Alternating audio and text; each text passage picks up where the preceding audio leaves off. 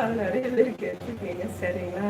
ஓகேவா? அப்புறம் வந்து இடையில வந்து ஜீ தமிழ்ல தமிழா பண்ணியிருக்கேன். நிறைய பேர் பார்க்காதவங்க போய் பாருங்க.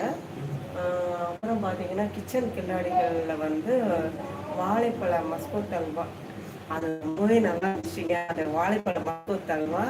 ஆஹ் அது நார்மல் வாழைப்பழம் கிடையாது, நேந்திர வாழைப்பழ மஸ்கோத் அல்வா.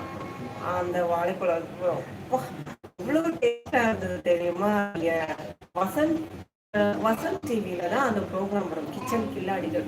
ஆனா இந்த கிறிஸ்மஸ்க்கு போடுவாங்களா இல்ல நியூ இயருக்கு போடுவாங்களான்றது எனக்கு தெரியல.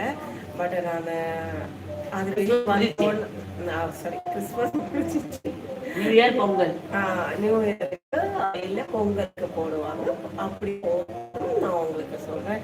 அதுக்கு முன்னாடி பாக்குறவங்க யாராவது நீங்க பாத்தீங்கன்னா என்கிட்ட வந்து பண்ணுங்க, நான் கிச்சன் கிளாடியில உங்களை பார்த்தேன் அப்படின்ட்டு.